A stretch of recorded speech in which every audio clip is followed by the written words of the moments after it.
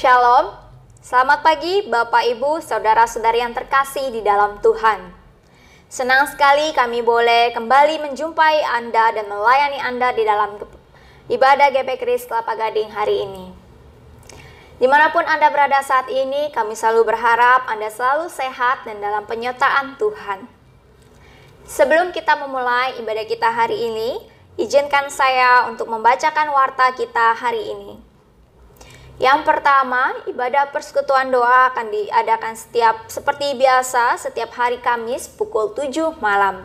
Kami mengundang Bapak, Ibu, Saudara-saudari, siapapun Anda yang ingin bergabung bersama kami untuk bersama-sama berdoa, menaikkan setiap pergumulan kita di hadapan Tuhan. Yang kedua, persekutuan remaja diadakan setiap hari Sabtu pukul 17.30 melalui online, dan dilanjutkan dengan persekutuan pemuda-pemudi juga yang diadakan pada pukul 7 malam. Kami mengundang setiap anak-anak muda dimanapun Anda berada, mari kita bersama-sama mengikuti ibadah ini supaya kita boleh bersama-sama bertumbuh di dalam kebenaran firman Tuhan. Dan untuk adik-adik sekolah minggu akan diadakan setiap hari Minggu pukul 9 pagi dan dilanjutkan dengan adanya ibadah umum pada pukul 10.30. Kami juga mengundang untuk setiap adik-adik dan juga Papa Mama, Bapak Ibu sekalian, mari bersama kita hadiri ibadah ini supaya kita juga boleh bertumbuh bersama di dalam kebenaran firman Tuhan. Dan terakhir, kami juga mengucapkan terima kasih kepada seluruh jemaat yang sudah memberikan persembahan persepuluhan. Tuhan Yesus memberkati. Kita akan memulai ibadah kita hari ini. Saya undang setiap jemaat untuk dapat bangkit berdiri. Kita akan memulai ibadah kita hari ini. Mari kita masuk dalam saat teduh.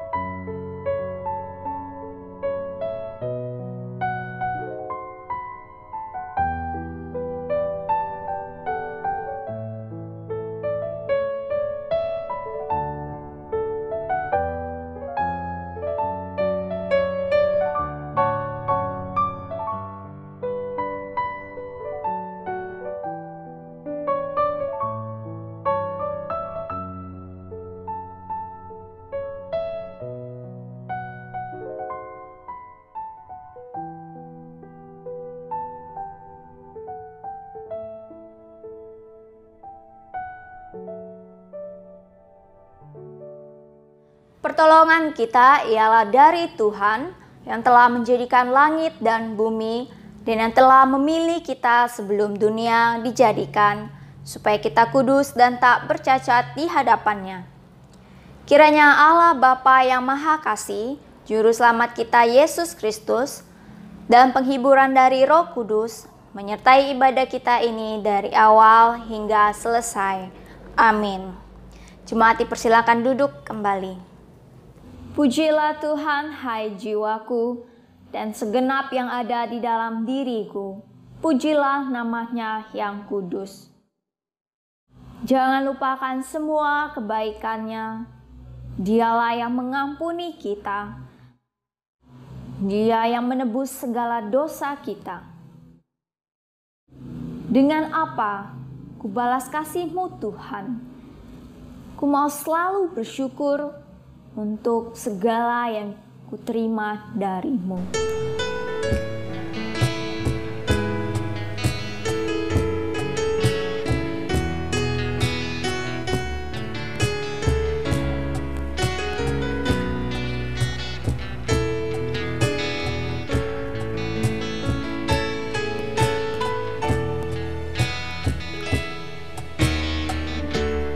Dengan apa ku membalas kasih-Mu yang ku terima dari-Mu? Dengan apa ku membalas cinta-Mu? Oh Yesusku,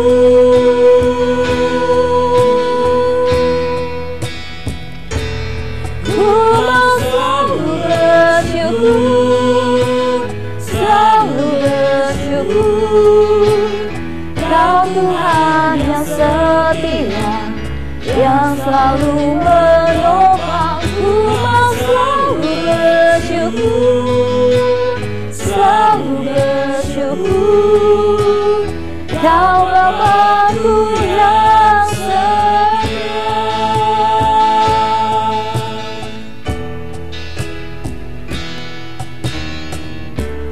Dengan apa ku membalas kasih-Mu yang ku terima dari-Mu? Dengan apa ku membalas cinta-Mu? Oh Yesusku,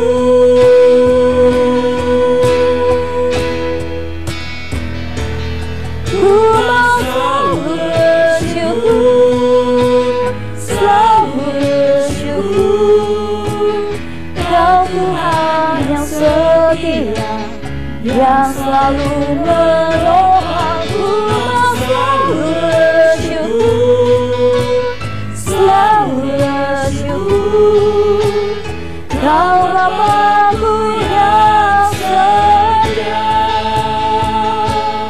Ku mau selalu bersyukur, selalu bersyukur, Kau Tuhan yang setia, yang selalu menopangku. Mau selalu bersyukur, selalu bersyukur, Kau Bapa-Ku yang setia. Ku mau selalu bersyukur, selalu bersyukur, Kau Tuhan yang setia, yang selalu menopangku. Mau selalu bersyukur, selalu bersyukur, Kau Bapa-Ku yang setia, Kau Bapa-Ku yang setia, Kau Bapa-Ku yang setia.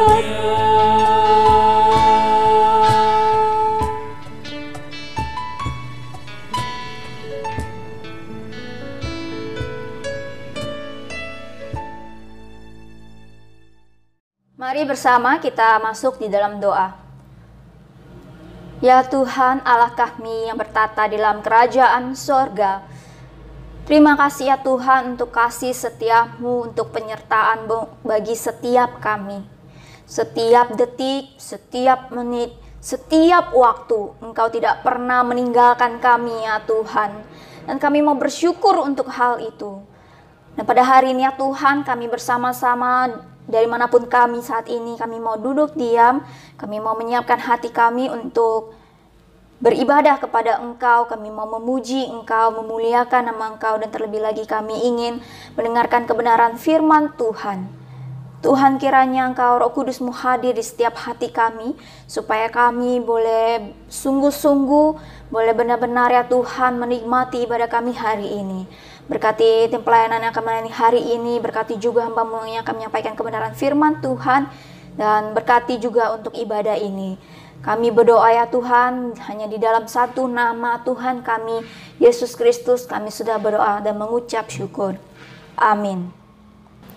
Kuatkan dan teguhkanlah hatimu, janganlah takut dan janganlah gemetar karena mereka. Sebab Tuhan Allahmu, Dialah yang berjalan menyertai engkau, Ia tidak akan membiarkan engkau dan tidak akan meninggalkan engkau. Kita yakin dan percaya apapun pergumulan kita saat ini, apapun tantangan kita saat ini, kita bisa menghadapi segala sesuatunya karena kita percaya bahwa Allah selalu beserta kita dan Allah yang menjadi sumber kekuatan kita. Mari kita naikkan pujian ini, Allah sumber kuatku.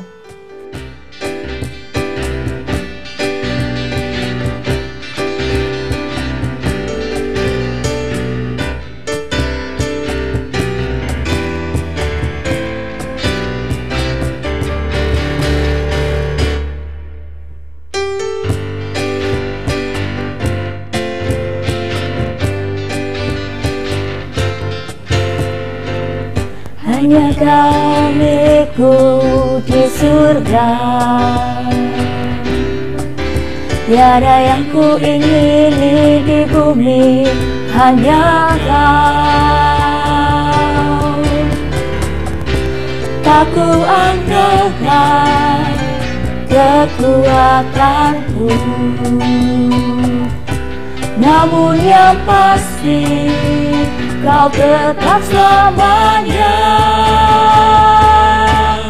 Allah sumber kuatku, Allah sumber kuatku, Allah sumber kuatku dan bagianku selamanya.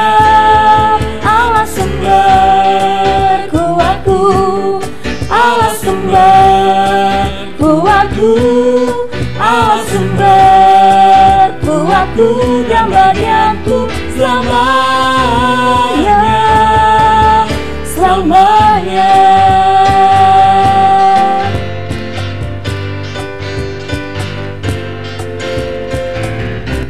Aku andalkan kekuatanku, namun yang pasti Kau tetap selamanya. Allah sumber kuatku, Allah sumber kuatku, Allah sumber kuatku dan bagianku selamanya. Allah sumber kuatku, Allah sumber kuatku, Allah sumber kuatku dan bagianku selamanya. Allah sumber kuatku, Allah sumber kuatku, Allah sumber kuatku dan bagianku selamanya, selamanya.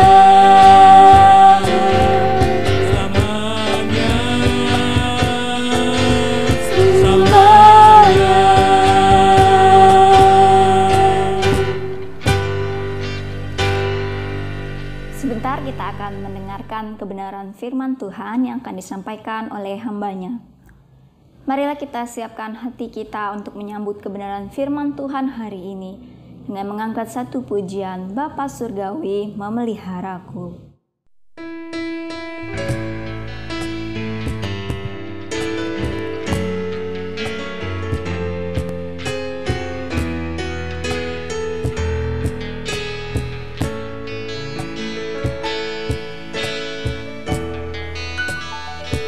Kepada Allah aku berharap,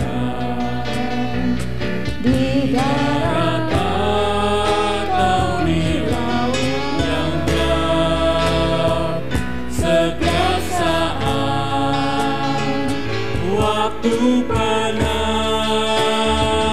Bapa Surgawi memeliharaku. Aku berharap akan Tuhanku,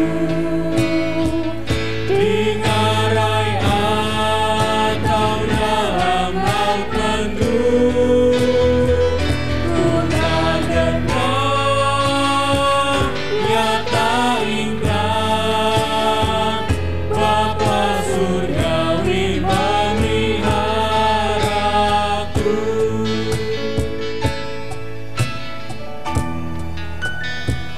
Bunga dipadam dipeliharanya, burung di langit pun dipimpinnya. Sudah tentu termasukku, Bapa Surgawi memeliharaku. Aku berharap akan Tuhanku,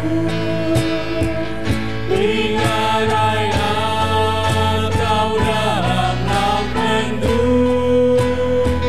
Ku tak gentar, nyata ingat Bapa Surgawi memeliharaku.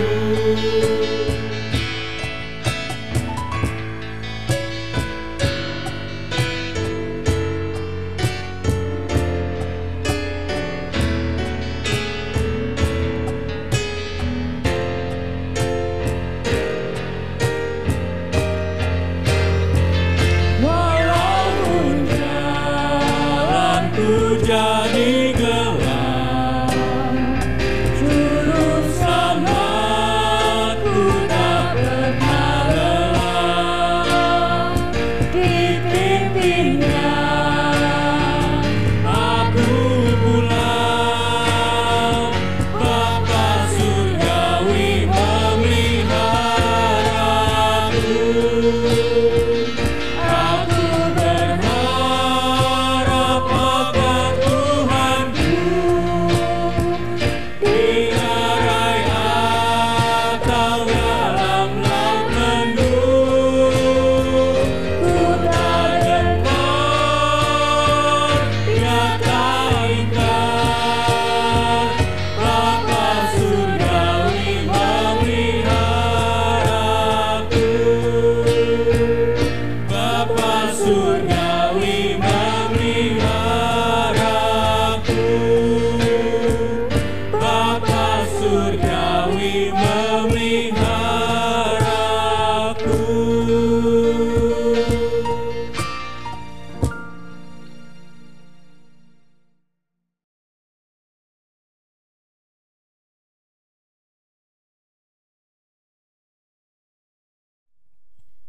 Tak henti-hentinya kami naikkan syukur kepadamu Tuhan, sebab Engkau tidak pernah membiarkan dan tidak pernah meninggalkan umat ketebusanmu. Kau selalu hadir untuk memelihara, menjaga, mencukupkan, dan memimpin setiap langkah kami. Karena itu Tuhan, biarlah pada kesempatan ini kami kembali untuk duduk di hadapan Allah, untuk mendengar suara kebenaran-Mu. Karena itu Tuhan, berbicaralah kepada kami. Hati kami bagaikan tanah yang baik dan haus akan kebenaran firman-Mu. Biarlah kebenaran firman-Mu boleh Kau taburkan di atas setiap kehidupan iman kami. Dalam nama Yesus yang punya firman kami berdoa. Amin. Shalom saudara-saudara sekalian. Mari kita kembali melihat tema bulanan kita tentang providensia Allah. 4 minggu berturut-turut yang lalu kita sudah belajar, dimulai dengan apa itu pengertian dari providensia Allah. Lalu yang kedua kita sudah melihat providensia Allah di dalam penciptaan. Lalu minggu ketiga kita sudah melihat providensia Allah yang dinyatakan dalam seluruh Alkitab. Dan minggu lalu kita sudah melihat yang keempat, providensia Allah yang secara khusus diberikan kepada umat pilihan Tuhan. Tapi umat pilihan Tuhan yang bagaimana? Yaitu umat pilihan Tuhan yang taat dan setia, atau orang-orang percaya yang mau mengakui kelemahan dan keterbatasannya di hadapan Tuhan. Nah, hari ini kita akan melihat bagian yang ketiga atau seri yang terakhir, yang kelima, yaitu prinsip hidup dalam pemeliharaan Tuhan. Ya. Karena itu pertanyaannya, bagaimanakah cara kita hidup di dalam pemeliharaan Allah itu? Apa saja yang harus kita lakukan ketika kita hidup dalam pemeliharaan Tuhan itu? Kita akan melihat ada 3 prinsip hidup dalam pemeliharaan Tuhan. Yang pertama adalah kita mesti hidup beriman. Saya dan saudara, jika hidup dalam pemeliharaan Tuhan, maka hiduplah beriman kepada Tuhan. Saya akan membacakan Markus 11 ayat 22 sampai 24 demikian. Yesus menjawab mereka, "Percayalah kepada Allah.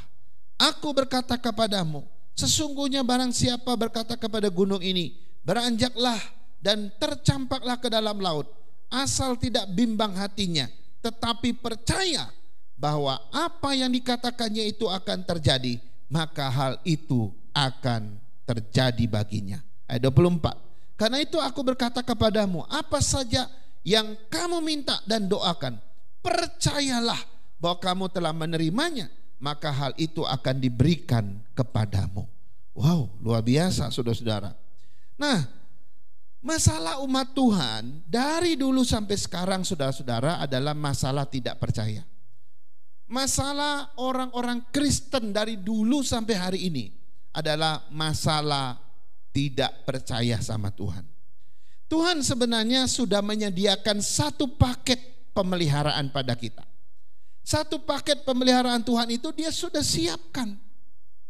Ini saya mulai membuat kita mengimajinasinya sedikit. Ya, sebenarnya Tuhan sudah menyiapkan satu paket pemeliharaan bagi kita. Tetapi kenapa paket pemeliharaan itu tidak kunjung sampai ke rumah kita? Kenapa paket pemeliharaan Tuhan itu tidak kunjung datang di tempat kita? Kenapa? Pasti masalahnya adalah masalah kurir yang membawa paket pemeliharaan itu ke tempat kita. Kalau tidak ada kurir, paket pemeliharaan Tuhan nggak nyampai. Sama kayak kita mau beli sesuatu secara online kan, itu kan mesti dibawa oleh kurir, ya. Mau dia Grab kah, mau dia ojek kah, atau apapun itu. Kalau kurir nggak ada barang nggak mungkin datang, betul ya. Walaupun ini nggak sempurna untuk menggambarkan yang akan saya mau sampaikan. Nah, apa yang saya maksudkan di sini? Paket pemeliharaan Tuhan sudah siapkan. Tapi kenapa kita tidak menerimanya? Itu karena kurir yang menjemput paket itu sampai ke kita tidak ada. Nah, apa itu kurir? Yang saya maksudkan dengan kurir yang menjemput paket pemeliharaan Tuhan itu adalah iman kita. Ya. Tuhan siapkan paket pemeliharaan. Orang yang beriman, imannya akan menjemput paket itu dan dibawa, dan kita mengalami pemeliharaan itu. Tapi kalau orang tidak hidup beriman, maka ia tidak mungkin mendapatkan paket itu, karena dia nggak percaya. Dia nggak percaya sama Tuhan. Bagaimana mungkin paket pemeliharaan Tuhan itu datang? Kalau iman kita nggak sampai, ya jangan harap paket itu datang ke rumah kita. Ini penggambaran yang manusiawi sekali, tetapi bisa membuat kita memahami isi firman Tuhan.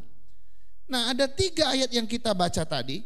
Dikatakan ketika kita hidup di dalam pemeliharaan Tuhan, maka Tuhan tidak hanya mengajarkan kita diam, gitu ya. Tuhan tidak mengajarkan kita diam saja, nggak melakukan apa-apa. Tuhan juga tidak bilang kalau kamu hidup dalam pemeliharaanku, kalian duduk saja. Nanti paket itu aku jatuhkan dari langit dan tiba pada kalian. Tuhan tidak mengajarkan itu juga. Yang Alkitab ajarkan sangat berbeda. Ya, Tuhan memang berjanji memberikan paket pemeliharaan pada kita, tapi Dia juga minta kita melakukan bagian kita. Apa itu? Percaya kepada Dia. Ini menarik ya. Karena itu berdasarkan ayat-ayat tadi, dengan tegas Yesus berkata, percayalah kepada Allah. Hiduplah dalam iman kepada Tuhan. Jangan pernah meragukan Tuhan. Jangan pernah tidak percaya kepada Tuhan. Jangan pernah. Sebab ketika engkau tidak percaya kepada Tuhan, ketika engkau tidak beriman pada Tuhan, maka engkau tidak akan menikmati paket pemeliharaan Tuhan atasmu. Ini prinsip pertama untuk hidup dalam pemeliharaan Tuhan. Kita mesti hidup dalam beriman pada Tuhan. Karena itu dengan tegas Yesus berkata, percayalah kepada Allah.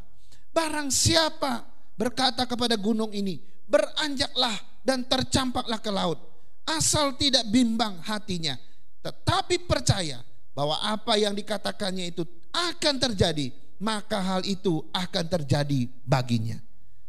Apa saja yang kamu minta dan doakan, percayalah bahwa kamu telah menerimanya, maka hal itu akan diberikannya kepadamu. Saudara, kuncinya adalah percayalah. Hiduplah dalam beriman kepada Tuhan. Ketika kita hidup beriman kepada Tuhan, paket pemeliharaan Tuhan kan kita terima, saudara-saudara. Besok kita memang tidak tahu apa yang terjadi. Minggu depan, bulan depan, tahun depan kita tidak tahu apa yang terjadi pada hidup kita.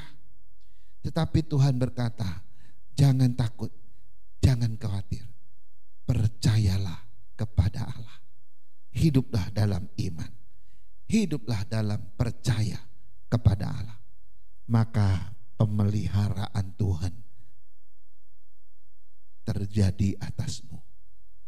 Saudara-saudara, mari kita hidup beriman. Percayalah kepada Tuhan. Hari-hari ini mungkin tidak mudah bagi kita, tapi ingat, Tuhan akan memelihara kita. Tuhan tidak pernah tinggalkan. Karena itu kita nggak pernah khawatir, ya. Apapun yang kita alami di dunia ini, sebab Tuhan akan pelihara kita. Ya. Sekarang kita lihat prinsip yang kedua. Prinsip hidup dalam pemeliharaan Tuhan yang kedua adalah kita mesti hidup dalam anugerah Tuhan. Ini yang kedua. Kalau tadi kita mesti hidup dalam beriman kepada Tuhan. Sekarang kita mesti hidup dalam anugerah Tuhan. Roma 8, 28 ayat 8. Roma 8 ayat 28, sorry. Kita tahu sekarang bahwa Allah turut bekerja dalam segala sesuatu untuk mendatangkan kebaikan bagi mereka, ya, yang mengasihi Dia, yaitu bagi mereka yang terpanggil sesuai dengan rencana Allah. Ini satu ayat yang sangat terkenal, bahkan kita hafal luar biasa. Dari dua ayat ini kita memahami satu kebenaran yang sangat penting, bahwa pemeliharaan Allah itu bukan hak saya, bukan juga hak saudara. Pemeliharaan Allah atas kita itu bukan hak kita untuk mendapatkannya, tetapi pemeliharaan Allah atas kita itu adalah hak Tuhan yang Dia berikan kepada kita, yang Dia anugerahkan kepada kita. Artinya Tuhan mau memelihara kita dan Tuhan tidak mau memelihara kita, itu hak Tuhan. Ya, nggak ada satu orang pun yang bisa membatalkannya. Walaupun kita bilang, Tuhan jangan pelihara orang itu, Tuhan jangan pelihara dia. Kalau Tuhan bilang, aku akan pelihara dia, emang kita bisa membatalkan pemeliharaan Tuhan, nggak bisa. Karena itu pemeliharaan Tuhan itu adalah hak Tuhan sendiri, bukan hak kita. Kita hanya istilahnya hanya menerima saja. Jadi kita nggak bisa memaksa Tuhan ya untuk memelihara kita. Misalnya saya paksa Tuhan, Tuhan kau harus pelihara saya begini. Apa Tuhan akan ikut? Tidak. Tuhan akan memelihara kita dengan caranya, bukan dengan cara kita. Nah, jadi yang diminta Tuhan sangat sederhana. Hiduplah dalam anugerah Tuhan. Ya. Cuma itu kok, tidak lebih dan tidak kurang. Ya. Selebihnya Tuhan yang bekerja sesuai dengan kebebasan kehendak-Nya. Seperti yang dikatakan di dalam Roma 8 ayat 28 tadi, bahwa Allah turut bekerja dalam segala sesuatu. Ia bekerja menurut kebebasan kehendak-Nya, bukan berdasarkan keinginan saya, kehendak saya, atau maunya saya, suka-suka saya. Nggak bisa. Tuhan bekerja berdasarkan kehendak-Nya, kebebasannya. Lalu yang menarik di dalam ayat tadi, bahwa Allah turut bekerja dalam segala sesuatu. Apa artinya segala sesuatu, saudara? Artinya, arti dari segala sesuatu di sini adalah segala keadaan, segala kondisi, segala situasi. Baik pada waktu senang maupun susah, pada waktu sakit maupun sehat, maupun pada waktu kaya maupun miskin, pada waktu sukses maupun waktu gagal. Segala situasi Tuhan berkata, aku bekerja bagi orang yang mengasihi aku. Menarik ya. Nah, dalam segala situasi keadaan di sini Allah bekerja untuk umatnya. Tetapi kita tidak bisa memilih. Kita tidak bisa memilih situasi yang kita mau. Gak bisa. Misalnya Tuhan, saya cuma mau yang sehat-sehat saja. Ya, saya cuma mau yang Engkau bekerja untuk kesuksesan saya saja. Untuk kegagalan janganlah. Ya, Tuhan, saya cuma mau yang baik-baik saja, yang buruk gak mau. Saya mau yang indah-indah saja. Yang gak indah, yang gak baik, saya gak mau. Gak bisa. Semua atas kebebasan dan kehendak Tuhan sendiri. Kalau Tuhan izinkan engkau mengalami sakit, engkau sehat, gagal, engkau hidup dalam kesederhanaan, kemiskinan, itu hak Tuhan. Dan penghiburannya adalah pada waktu Tuhan izinkan engkau sakit, Tuhan izinkan engkau gagal, Tuhan izinkan engkau mengalami hal yang buruk, sekali lagi Tuhan tetap bekerja untuk mendatangkan kebaikan bagi saudara. Ini firman Tuhan, saudara-saudara. Jadi kesimpulannya apa? Kesimpulannya begini. Mau kita sehat atau sakit kek, mau kita sukses atau gagal kek, mau kita mengalami yang indah maupun yang buruk kek, gak jadi soal. Hiduplah dalam anugerah Tuhan. Cuma itu. Ya. Artinya tetap bersabar, tetap bersyukur dalam segala keadaan. Apapun keadaanmu, ingat semua itu atas izin Tuhan dan itu dianugerahkan Tuhan. Sebab jika keadaan yang buruk sekalipun menimpa hidup kita, itu pasti atas pengetahuan dan izin Tuhan. Dan semua situasi atas izin Tuhan itu, Tuhan tetap bekerja untuk memelihara saudara dan saya. Tuhan tetap bekerja untuk memelihara kita di dalam situasi yang buruk itu. Ini yang kedua. Prinsip hidup yang kedua di dalam pemeliharaan Allah. Hiduplah di dalam anugerah Tuhan. Sekarang kita lihat yang ketiga, yang terakhir. Prinsip hidup dalam pemeliharaan Tuhan yang ketiga adalah kita mesti hidup dalam waktu dan cara Tuhan. Kita mesti hidup dalam waktu dan cara Tuhan. Ya, kalau tadi kita mesti hidup dalam beriman kepada Tuhan. Yang kedua, kita mesti hidup di dalam anugerah Tuhan. Sekarang yang ketiga, kita mesti hidup dalam waktu dan cara Tuhan. Ini prinsip yang ketiga untuk mengalami pemeliharaan Tuhan. Saudara, di dalam kitab Keluaran ada satu kisah yang sangat menarik. Yaitu kisah tentang roti mana diturunkan Tuhan kepada bangsa Israel di padang gurun. Bayangkan mereka hidup di dalam padang gurun itu 40 tahun, berputar-putar di padang gurun. Dan selama mereka berputar-putar, mereka selalu bergerak dari satu tempat ke tempat yang lain. Mereka tidak pernah lama pada suatu tempat. Ya, walaupun paling lama ya paling beberapa saat lalu pergi lagi. Sehingga mereka nggak mungkin bercocok tanam selama di padang gurun. Ya, mereka nggak mungkin bertani untuk mencari makan atau mencari sumber-sumber makanan bagi mereka. Karena itu ketika mereka kelaparan, Tuhan kasih solusi. Tuhan kasih roti dari sorga yang namanya manna. Setiap hari Tuhan perintahkan agar bangsa Israel memungut manna itu untuk makanan mereka hari itu. Dan Tuhan kasih satu aturan yang sangat menarik. Tuhan bilang kepada Musa, katakan kepada mereka, pungutlah ya manna hanya cukup bagi engkau dan keluargamu untuk makan satu hari. Nanti besok Tuhan akan turunkan manna yang baru lagi. Ya, jangan ambil lebih. Mulai hari pertama, kedua, ketiga, keempat sampai hari kelima hanya boleh ambil secukupnya untuk sehari, untuk makan sehari. Kecuali hari keenam mereka harus ambil sebanyak 2 kali lipat. Karena hari ketujuh itu hari Tuhan, manna tidak turun. Jadi waktu mereka hari ke-6 mereka boleh ambil 2 kali lebih banyak karena untuk makan hari ke-6 dan untuk makan hari ke-7. Jadi hanya itu peraturan yang Tuhan berikan. Menarik sekali. Tapi ada orang-orang Israel yang serakah. Mereka mulai khawatir jangan-jangan besok mana enggak dikasih sama Tuhan. Karena itu mereka memungut hari ini, mungut sebanyak-banyaknya. Mereka ambil berlebih. Mereka ambil sebanyak-banyaknya untuk simpan. Takut kalau besok mana enggak turun, masih ada persediaan makan untuk besok. Saudara, orang-orang seperti ini, orang-orang yang serakah, orang-orang yang enggak mau lebih lagi dan mau mendapat banyak dari Tuhan. Saudara, saya mau kasih tahu, itulah orang-orang yang tidak percaya pada Tuhan. Padahal Tuhan sudah ngomong, ambil setiap hari secukupnya. Untuk hari itu saja. Besok dia akan kasih lagi. Besok dia akan kasih lagi. Berikutnya dia akan kasih lagi. Tapi mereka gak percaya. Hari ini pokoknya ambil banyak. Tapi apa yang terjadi? Mereka yang ngumpulin banyak tadi.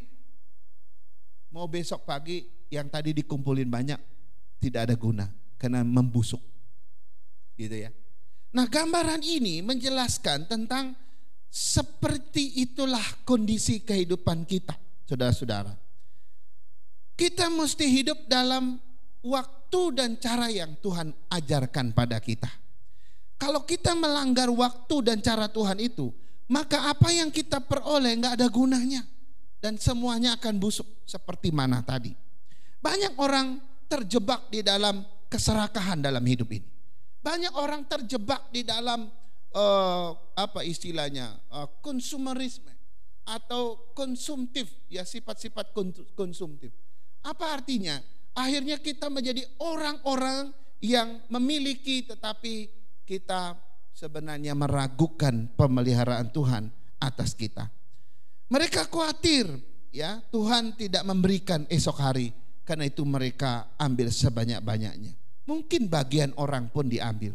Sehingga ada kemungkinan ada yang gak makan karena yang dapat cuma sedikit, karena akibat orang yang menimbun begitu banyak. Nah, saudara-saudara, Yesus pernah berkata dalam Matius 6 ayat 34, sebab itu janganlah kamu khawatir akan hari esok, karena hari esok mempunyai kesusahannya sendiri. Kesusahan sehari cukuplah untuk sehari. Sebenarnya ayat ini tidak hanya bicara tentang kesusahan. Ayat ini juga bisa bicara tentang berkat. Misalnya saya terjemahkan dengan cara saya.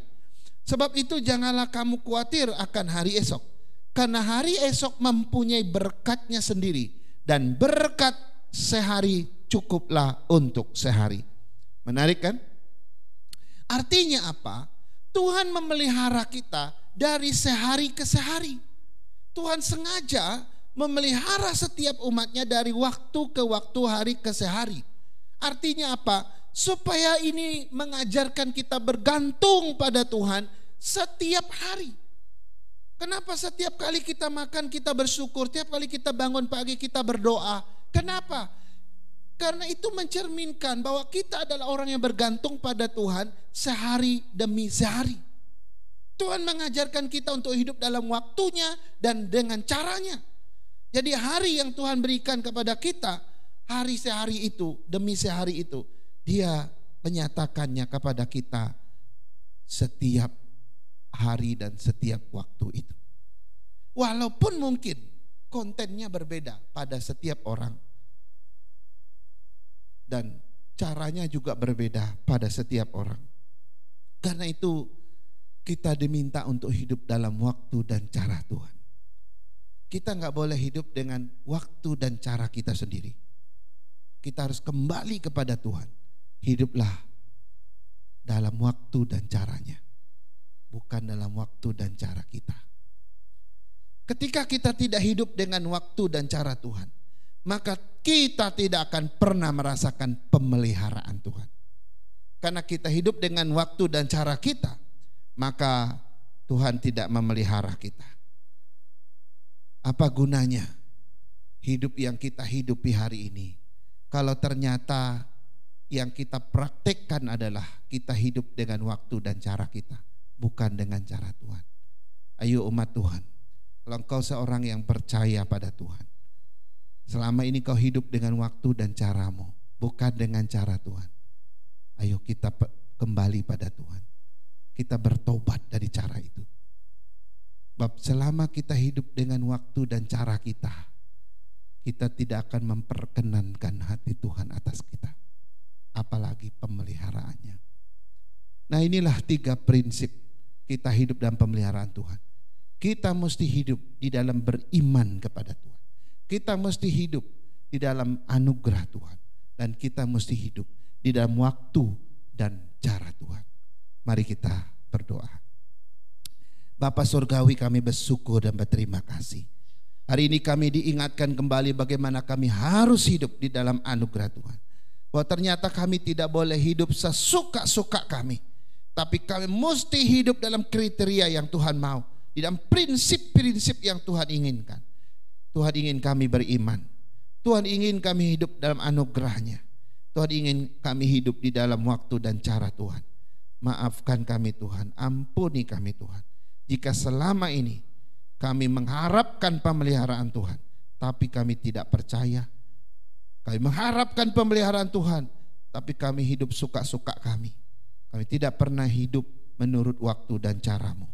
Ampuni kami Tuhan. Terima kasih atas firman-Mu. Terus kuatkan kami untuk hidup dan berjalan bersama Tuhan. Di dalam nama Yesus kami berdoa. Amin. Amin.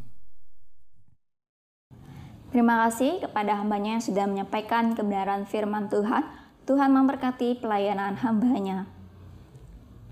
Mari bersama kita meresponi firman Tuhan yang sudah kita dengarkan bersama, supaya menjadi kekuatan bagi setiap kita yang mendengarkannya. Kita naikkan pujian bersama-Mu Bapa.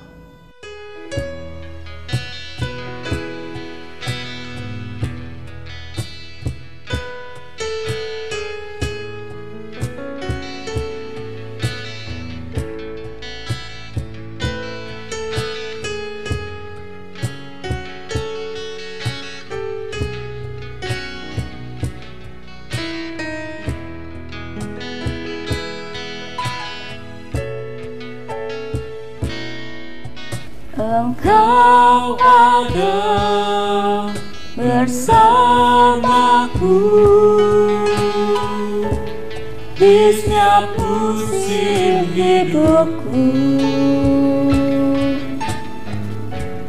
Tak pernah kau biarkan ku sendiri.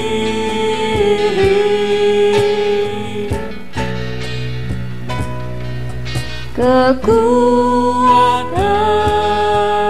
di jiwaku adalah bersamamu. tak pernah ku ragukan kasih-Mu.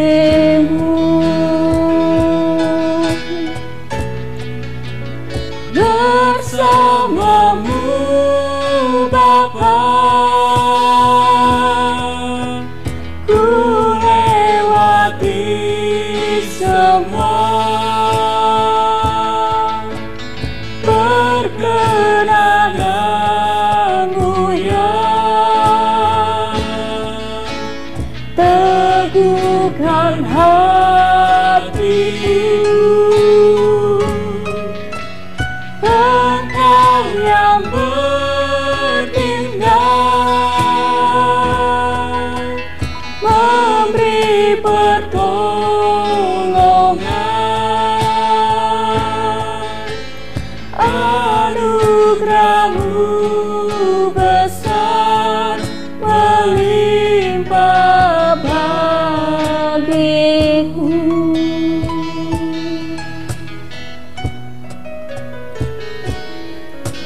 Engkau ada bersamaku di setiap musim hidupku. Tak pernah Kau biarkan ku sendiri.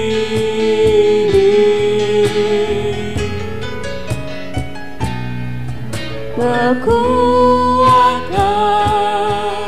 di jiwaku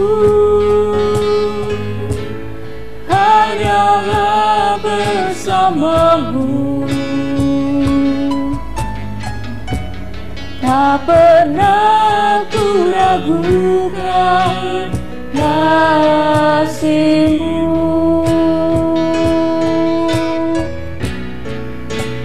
Bersama-Mu Bapa, ku lewati semua. Perkenan-Mu ya, teguhkan hatiku. Engkau yang bertindak, memberi pertolongan.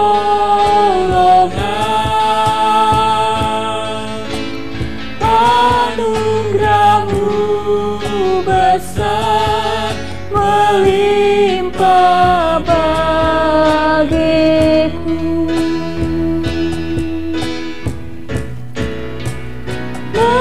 Bersama-Mu Bapa, ku lewati semua.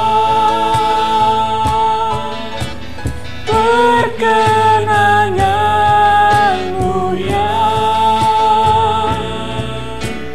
teguhkan hatiku.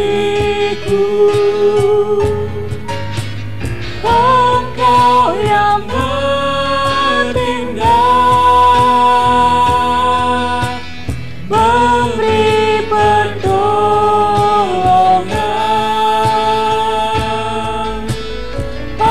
Anugerah-Mu besar melimpah bagiku.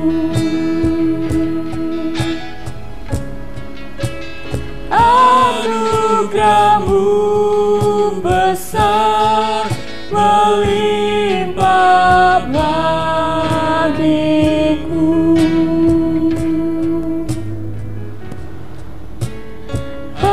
Anugerah-Mu besar melimpah bagiku.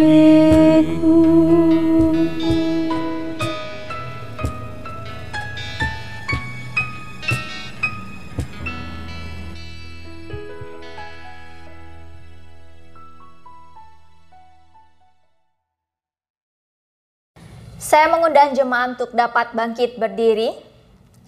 Kita akan bersama mengikrarkan pengakuan iman rasuli. Bersama dengan segala gereja di segala tempat dan dari segala abad, marilah kita mengikrarkan pengakuan iman kita demikian. Aku percaya kepada Allah, Bapa yang Maha Kuasa, Khalik langit dan bumi, dan kepada Yesus Kristus, Anaknya yang tunggal, Tuhan kita, yang dikandung dari Roh Kudus, lahir dari anak darah Maria, yang menderita sengsara di bawah pemerintahan Pontius Pilatus, disalibkan, mati dan dikuburkan, turun dalam kerajaan maut. Pada hari yang ketiga, bangkit pula dari antara orang mati, naik ke surga, duduk di sebelah kanan Allah, Bapa yang Maha Kuasa. Dan dari sana ia akan datang untuk menghakimi orang yang hidup dan yang mati. Aku percaya kepada Roh Kudus, gereja yang kudus dan am, persekutuan orang kudus, pengampunan dosa, kebangkitan orang mati, dan hidup yang kekal. Amin. Dengan tetap bangkit berdiri, kita akan mengakhiri ibadah kita hari ini. Kita naikkan pujian doksologi.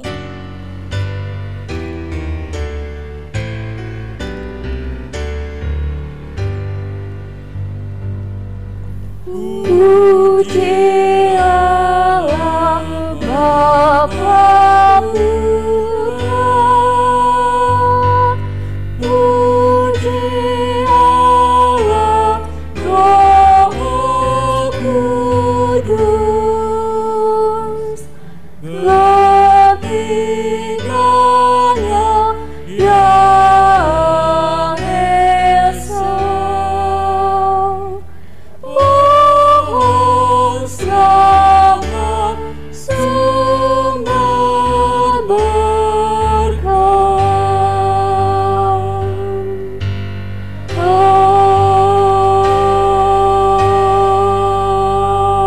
Amin. Jemaat Tuhan yang Tuhan Yesus kasihi, marilah kita kembali ke tempat kita masing-masing. Marilah kita pulang sebagai orang-orang yang dipelihara oleh Tuhan. Dan dengan demikian kita hidup beriman dan hidup dengan setia dan taat kepadanya di dalam pemeliharaan itu. Terimalah berkat-Nya.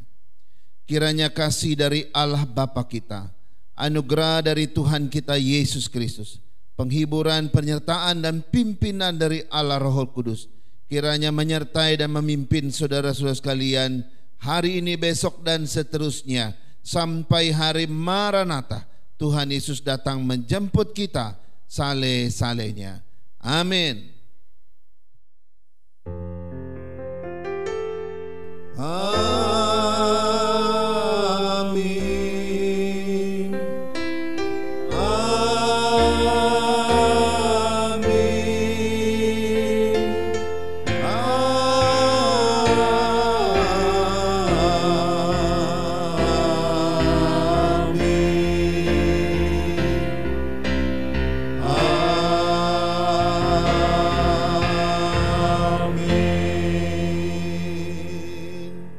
Amin. Silakan duduk dan saat teduh ibadah kita selesai dan sampai bertemu minggu yang akan datang. Tuhan selalu menolongku, selalu menjaga.